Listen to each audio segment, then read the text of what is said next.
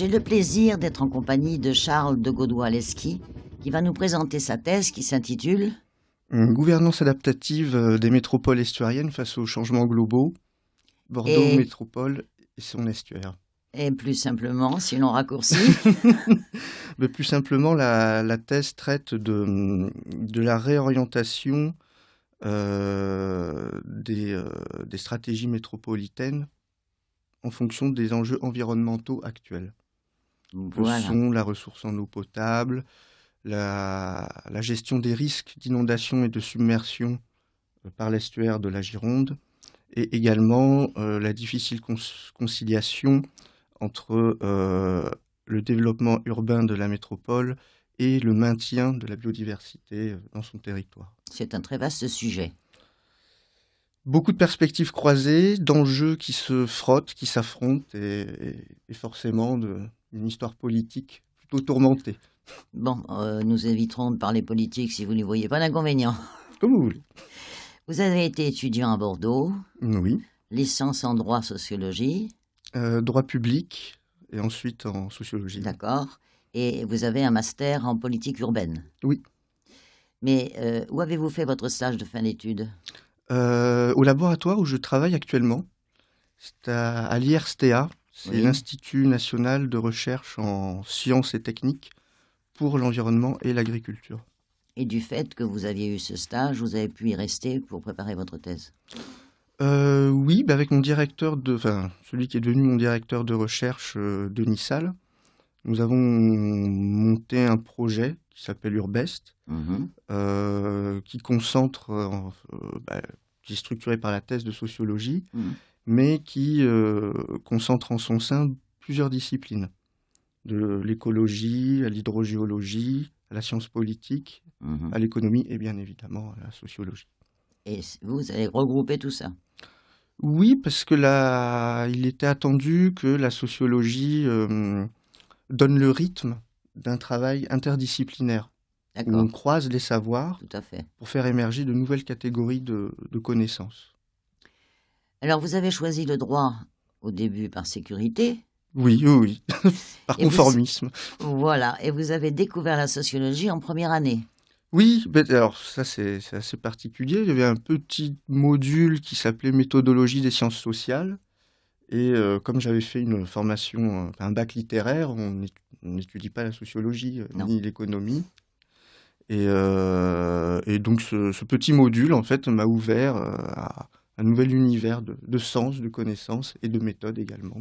Et vous passez quand même la licence de droit. Oui, Et vous vous dirigez uniquement ensuite sur ce qui vous plaît, la sociologie, c'est ça? oui, oui. Mais comment dire, le droit encapsulait déjà l'esprit sociologique quand on devait faire des analyses d'arrêtés, enfin des commentaires d'arrêtés, de décisions de justice. Il y avait en fait une analyse sociale qui se mêlait à l'analyse et au rigorisme juridique, hein, même si personne ne se l'avouait. Hein, mais Ah oui, parce qu'apparemment, on n'y pense pas. on n'y pense pas, mais je pense que les juges, quand ils délivrent voilà, de la jurisprudence, donc un écart à la loi telle qu'elle est écrite, pratiquent une forme d'analyse sociale hein, en fonction du justiciable qu'ils ont devant eux. Hein. Vous aimez l'histoire des idées qui mène à la discipline de la sociologie. Est-ce que vous pouvez développer votre amour pour les idées, l'histoire des idées? Disons que ce qui est intéressant quand on analyse les affaires humaines, c'est que avant tout, des idées se stabilisent dans le temps, construisent des politiques, tracent des chemins sur lesquels dansent des dynamiques sociales et s'incarnent en pratique. Et c'est le passage des idées, du monde des idées aux pratiques sociales que je trouvais assez intéressant. Vous savez, Platon avait l'habitude de dire, philosophe, hein, qu'il y a le monde des idées, le monde sensible, mais il n'était pas très intéressé par le monde sensible. Ah bon? Non, il était intéressé par, on va dire, les idées telles quelles, mais de voir comment des idées peuvent s'incarner en pratique, peuvent réorienter des trajectoires individuelles ou des actions collectives. Ça, je retrouvais ça fascinant en soi. Fascinant. Vous avez quitté la fac pour devenir secrétaire puis assistant juridique, Oui. et cela pendant 5 ans. Alors 5 ans, le temps de... Oui, 5 ans sans avoir repris mes études, 8 ans en tout, parce que pendant 3 ans, j'ai repris mes études tout en travaillant à côté. D'accord. Et alors, comment s'est passé votre retour à l'université après 5 ans ou extérieur, dirais-je? Bah alors déjà, on va dire que je me suis pas senti tout jeune, hein, je dois vous Ah, c'est l'avouer. ça qui vous a gêné? Bah, pas vraiment. Bah, je vais vous délivrer une anecdote. Avant, personne n'avait d'ordinateur dans les amphis quand j'ai Oui. arrêté mes études. Et après? Après, j'ai vu tous ces jeunes sortir l'ordinateur, taper comme des fous sur leur clavier, et ça m'a troublé. Je Ben, me suis dit que j'imagine. je n'étais plus de mon temps. Alors moi, en plus, qui était un assisté, j'avais une secrétaire dans mon ancien travail. Je Ah, peux vous dire, vous avez dû vous y mettre, vous y mettre. Oui, difficilement, mais oui, oui, maintenant je ne fais plus bugger les ordis, oui. Voilà.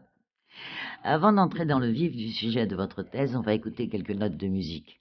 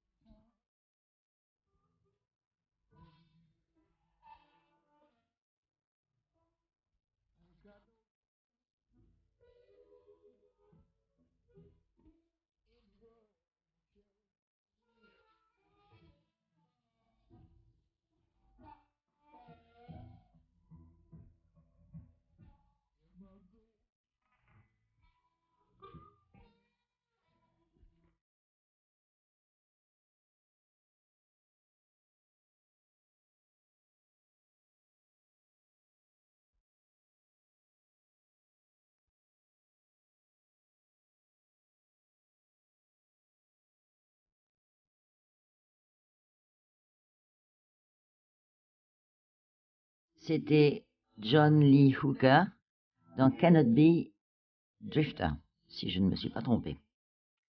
Toujours en compagnie de Charles Kowalewski, nous allons maintenant aborder le contenu de sa thèse à proprement parler. Alors, de quelle idée est-elle issue? Elle était issue en fait d'un déficit en sociologie urbaine. À savoir qu'on a souvent l'habitude de penser la ville dans ses murs, mais non hors de ses murs. Mais c'est plus la ville.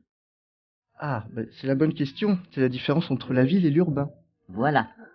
Où l'urbain se dissout dans les territoires hors des frontières de la ville.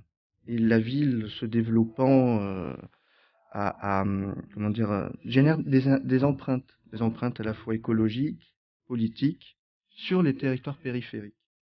Et donc, avec Denis Salle, il nous paraissait nécessaire, enfin, une nécessité analytique de croiser de la sociologie urbaine, de la sociologie de l'environnement, pour arriver à une analyse complète, enfin, la plus complète possible, de la construction d'un territoire qui est sous influence métropolitaine. L'exode rural du XIXe siècle, au moment de la révolution industrielle, a dû avoir à ce moment-là des impacts sur la métropole, qui n'était pas une métropole. Et quelles conséquences est-ce que cela a entraîné? Et quel rapport avec vos recherches?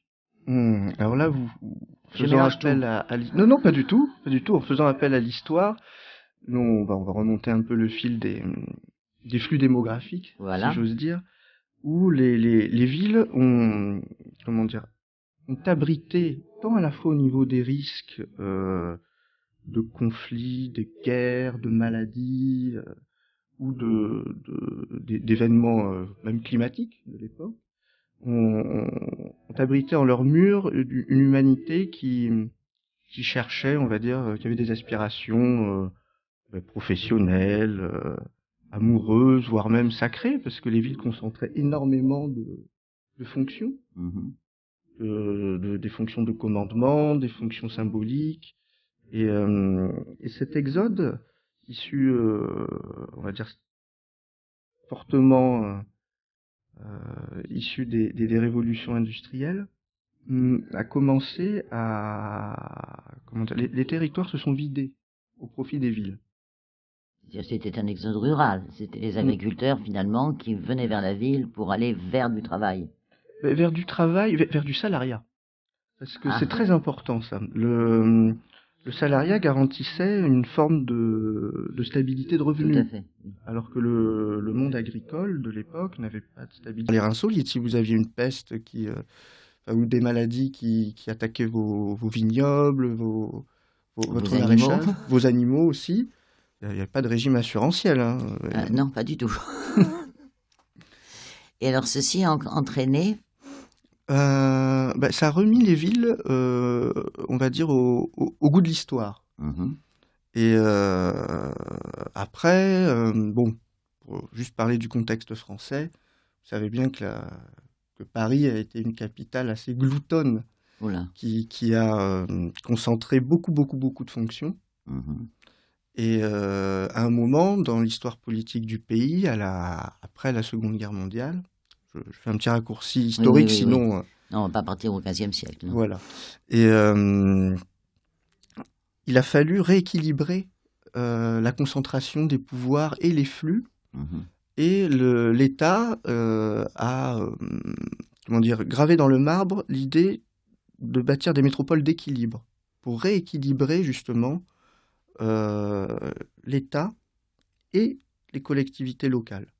Il fallait créer des métropoles qui ne s'appelaient pas vraiment comme telles au sens juridique, pour contrebalancer l'influence de Paris, pour créer un équilibre à l'échelle du territoire national. Ces métropoles ont fait l'objet de beaucoup de stratégies gouvernementales et ont chacune nourri des ambitions d'attractivité, ont voulu être rayonnantes, ont voulu capter des flux démographiques et générer ainsi on va dire un socle de pouvoir, on peut dire ça, parce que les métropoles sont à la fois en compétition les unes envers les autres et sont aussi sur des modes de collaboration. Par nécessité. Oui, par intérêt, on peut dire. Vous êtes pire que moi.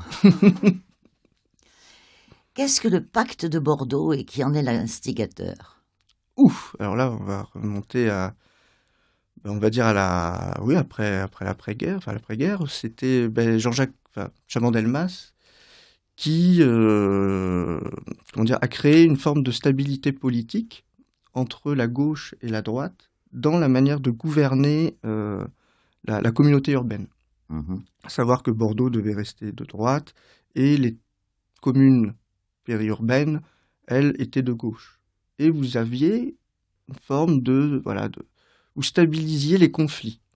Certaines communes pouvaient devenir disputables entre différents partis, mais vous aviez quand même une forme de précaré et peut-être de théâtralisation des conflits, on peut dire ça, vu que les rôles étaient distribués et que la pièce était un peu écrite. Voilà, il fallait jouer son rôle. Exactement. Et quel était le but, en fait, La stabilité politique. Uniquement la stabilité politique. La stabilité politique et le maintien au pouvoir. Parce que le but d'un homme politique, c'est quand même, la conquête du pouvoir, et d'y rester. Mais alors, si je comprends bien, depuis Chaban-Delmas, est-ce que ça existe toujours? Parce que nous ne sommes plus sous Chaban-Delmas, si je ne m'abuse. Disons qu'Alain Juppé s'est quand même assis sur le fauteuil de Chaban-Delmas.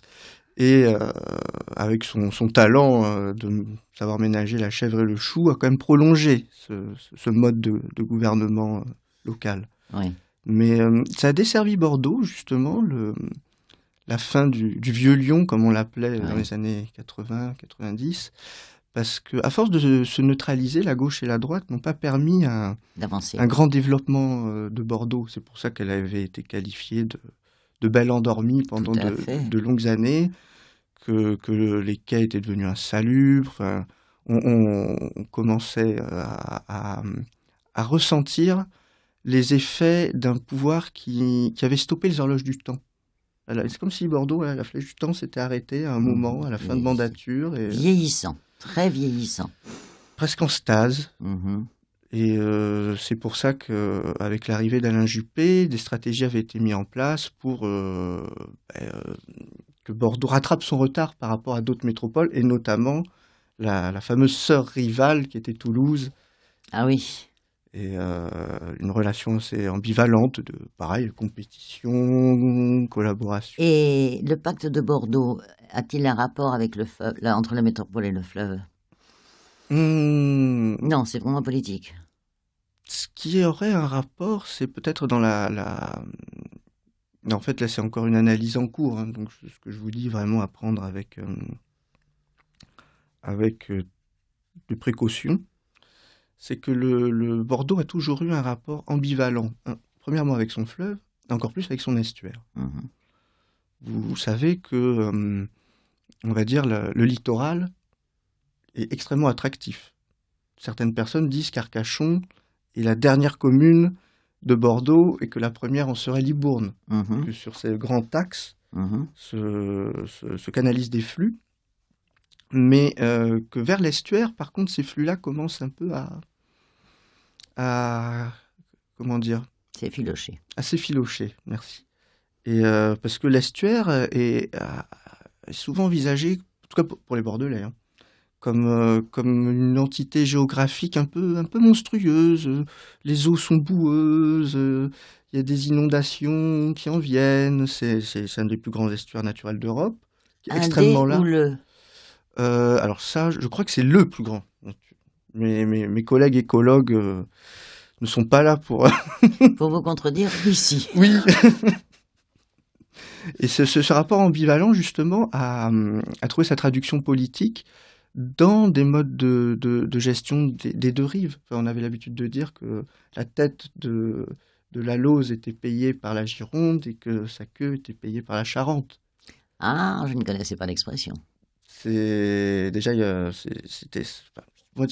c'est pas une entité qui est très structurante, je trouve, l'estuaire. Il y a plusieurs pays médocains, vous avez une rive gauche, une rive droite, et si on redescend vers Bordeaux, on s'aperçoit que, déjà, Bordeaux a mis longtemps à reconquérir ses quais et à faire de son fleuve une entité qui relie la rive gauche et la rive droite. Oui. Avant, c'était une frontière. Tout à fait, avant de passer par rive droite. On passait par rive droite. Il n'y avait pas tellement de ponts non plus.